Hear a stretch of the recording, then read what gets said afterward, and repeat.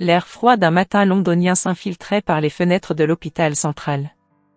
La tension était palpable dans les couloirs alors qu'une petite fille, Emily, âgée de 8 ans, était admise d'urgence avec des blessures graves.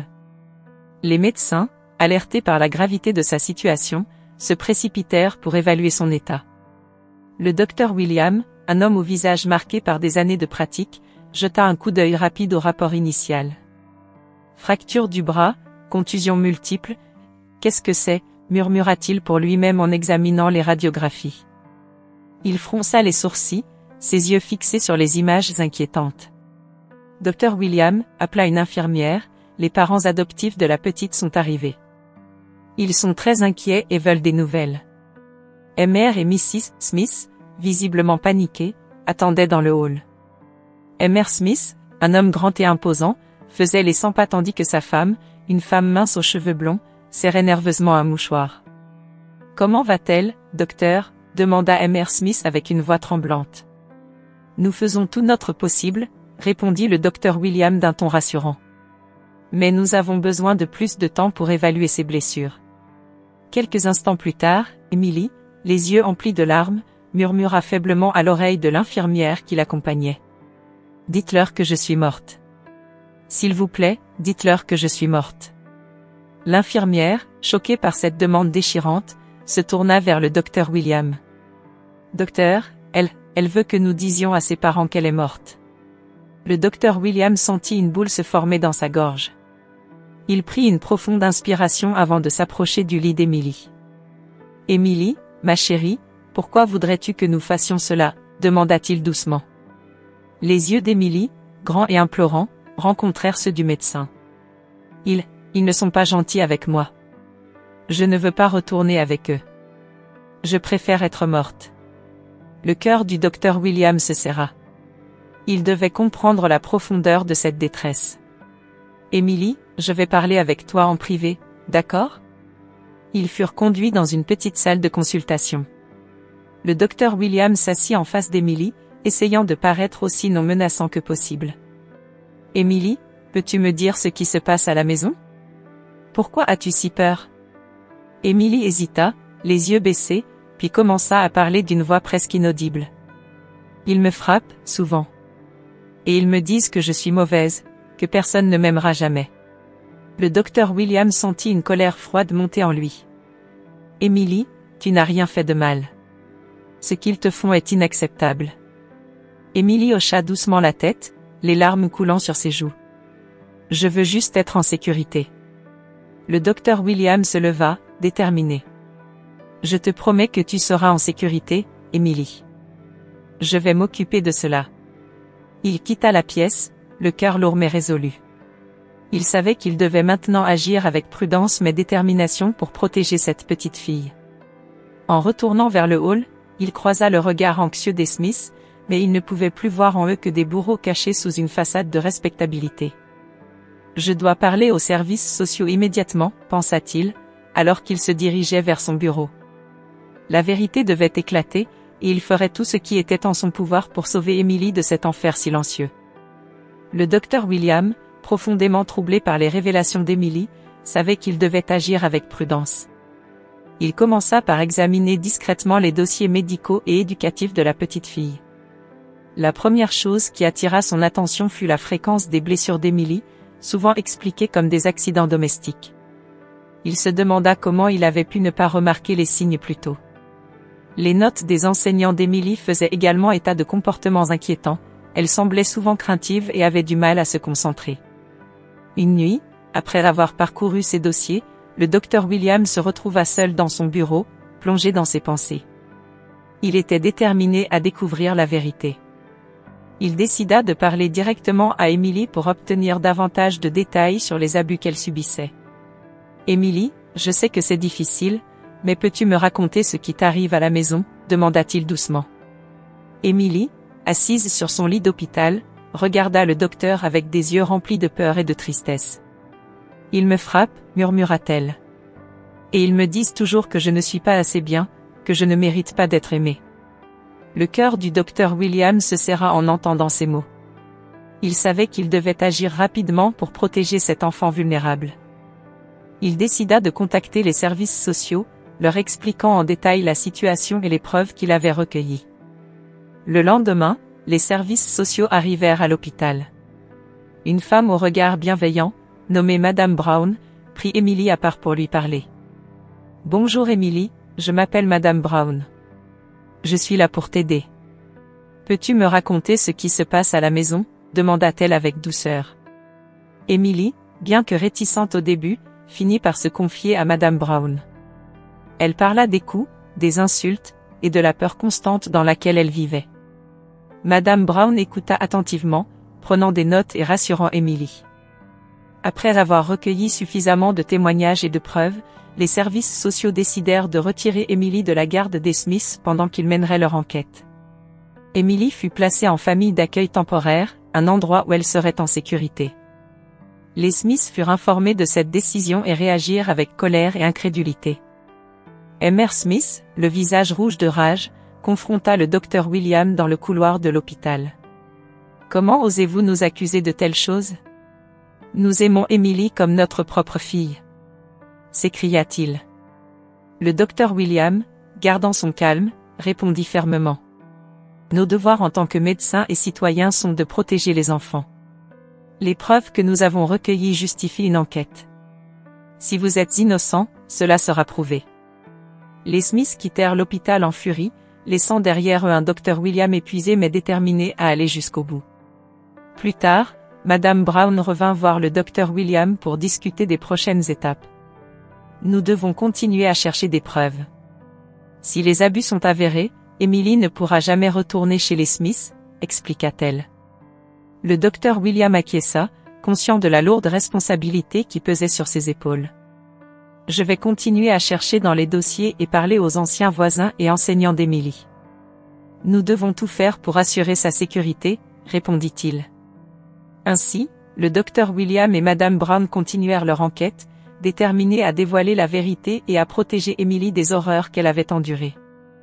Les jours suivants seraient cruciaux pour l'avenir de la petite fille, mais le docteur William savait qu'il ne pouvait pas l'abandonner. Pour Emily, il irait jusqu'au bout. Emily fut placée dans une famille d'accueil temporaire, un couple aimant nommé les Johnson. Malgré leur chaleur et leur bienveillance, Emily restait méfiante et traumatisée par les événements récents. Sa chambre, décorée avec des couleurs douces et des peluches, ne parvenait pas à compenser le vide et l'angoisse qui l'habitaient. Madame Johnson tenta de la rassurer avec des mots doux et des gestes tendres, mais Emily restait silencieuse, le regard perdu dans le vide. « Emily, ma chérie, nous sommes là pour toi. Tu es en sécurité ici, » dit Madame Johnson en caressant doucement les cheveux d'Emily. La petite fille hocha lentement la tête, mais ne prononça pas un mot. Pendant ce temps, les Smiths contestaient vigoureusement les accusations portées contre eux. Monsieur Smith, le visage rouge de colère, insistait auprès de leur avocat et des services sociaux sur le fait qu'Emily fabule. « C'est une enfant perturbée. Nous l'aimons profondément. Comment pouvez-vous croire de telles absurdités ?» cria-t-il lors d'une réunion tendue. Le docteur William, déterminé à découvrir la vérité, poursuivait ses investigations. Il découvrit des éléments de preuve plus accablants, notamment des témoignages d'anciens voisins et enseignants d'Emily. Madame Parker, une ancienne voisine qui avait déménagé il y a quelques mois, se souvenait de cris étouffés et de disputes violentes provenant de la maison des Smiths. Elle témoignait avec émotion, « Je n'ai jamais osé intervenir, mais je savais que quelque chose n'allait pas. » De plus, Madame Turner, l'ancienne institutrice d'Emily, avait remarqué des ecchymoses inexpliquées et un comportement de plus en plus renfermé chez la fillette. Emily était une enfant joyeuse et curieuse au début. Mais au fil du temps, elle est devenue silencieuse, craintive. « J'aurais dû faire quelque chose, » dit-elle, la voix tremblante de regret. Avec ces nouveaux éléments, le docteur William commençait à voir un tableau plus clair et plus sombre de la situation. Il était de plus en plus convaincu que les Smiths cachaient quelque chose de très grave. Parallèlement, Emily commençait lentement à s'ouvrir à sa famille d'accueil. Un soir, alors que Madame Johnson l'abordait, Emily murmura, « Il me faisait mal, tous les jours. Je devais être parfaite, sinon il me punissait. » Les larmes de la fillette faisaient écho à la douleur de ses souvenirs. Madame Johnson la serra contre elle, murmurant des mots de réconfort. Un jour, une ancienne amie de la famille Smith, Madame Thompson, contacta le docteur William. « J'ai des informations cruciales sur le passé d'Emily », dit-elle d'une voix grave au téléphone. Ils se rencontrèrent dans un café discret pour discuter. Les Smiths ont toujours été étranges à propos de leur adoption d'Emily. Il y avait des rumeurs dans notre cercle, des choses qui ne collaient pas, commença Madame Thompson. Je n'ai jamais voulu y croire, mais maintenant, avec ce qui se passe, je pense que vous devez savoir la vérité. Le docteur William écoutait attentivement, notant chaque détail. Pouvez-vous être plus précise? De quelle manière l'adoption d'Emily était-elle suspecte? Demanda-t-il. Il y avait des incohérences dans les papiers d'adoption. Et puis, soudainement, ils ont déménagé, coupant les ponts avec tout le monde. C'était comme s'ils fuyaient quelque chose, expliqua Madame Thompson. Le docteur William sentit un frisson lui parcourir l'échine. Il était maintenant certain que les Smiths cachaient un secret bien plus sombre. Il remercia Madame Thompson pour son courage et son aide précieuse. « Votre témoignage pourrait être la clé pour sauver Emily, dit-il avec gravité. Pendant ce temps, Emily continuait à avoir des flashbacks, se souvenant de moments avant son adoption. Ces souvenirs contenaient des indices importants qu'elle partageait timidement avec les Johnson. Il y avait une maison, une grande maison avec un arbre immense dans le jardin. « Je me souviens de jouer là-bas, avant que les Smiths ne viennent, murmura-t-elle un soir. Le docteur William, armé de ces nouvelles informations, savait qu'il devait agir rapidement. Il pressentait que ce passé enfoui d'Emily détenait la clé pour comprendre toute la vérité. L'ancienne amie de la famille Smith, Mrs. Thompson, ne tarda pas à répondre à l'appel du docteur William. Elle arriva à l'hôpital avec une expression grave, portant un sac à main rempli de documents. Dans une petite salle de conférence, elle s'assit en face du docteur William, son visage marqué par l'inquiétude. « Docteur William, commença-t-elle, je ne pouvais pas garder cela pour moi plus longtemps. J'ai toujours eu des doutes sur la manière dont les Smiths ont adopté Emily. Pouvez-vous être plus précise ?» demanda le docteur William, les sourcils froncés. « Eh bien, répondit Mrs. Thompson en sortant un dossier de son sac, j'ai toujours trouvé étrange qu'ils aient adopté Emily si rapidement. J'ai des contacts dans le système de protection de l'enfance. Après quelques recherches, j'ai découvert que certains documents concernant son adoption avaient été falsifiés. » Le docteur William prit le dossier et commença à examiner les documents. Il était évident que plusieurs papiers avaient été modifiés, et les dates ne correspondaient pas. Il leva les yeux vers Mrs. Thompson, l'air grave. « Les Smiths ont donc délibérément falsifié ces documents? » « Oui, acquiesça Mrs. Thompson. Ils ont utilisé de faux noms et ont caché la véritable identité d'Emily. Je me souviens qu'ils avaient mentionné quelque chose à propos de leur propre difficulté à avoir des enfants. Peut-être que cela les a poussés à agir de manière désespérée. Pendant ce temps, Emily, dans sa nouvelle famille d'accueil, commençait à avoir des flashbacks de son passé. Ses souvenirs, bien que fragmentaires, contenaient des indices cruciaux. Elle se souvenait d'une maison avec un grand jardin et d'une balançoire accrochée à un vieux chêne.